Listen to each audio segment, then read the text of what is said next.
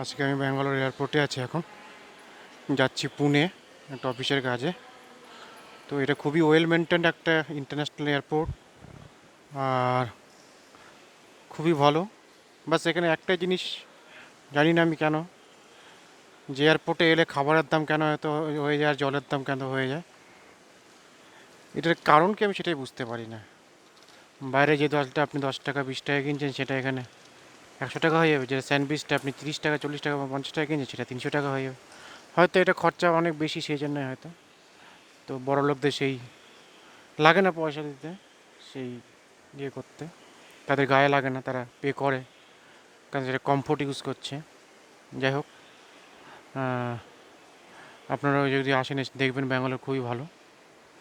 এখানকার ওয়েদার, আমি অনেকদিন আগে বাইরে গেছিলাম, তখন ভালো গরমকালে অতটা টেম্পারেচার থাকতো না। এখন জানি না কেমন বাইরে কেমন টেম্পারেচার, অতটা বুঝতে পারছি না, কারণ বাইরে আমি যাইনি। ভালো থাকবেন। Thank you.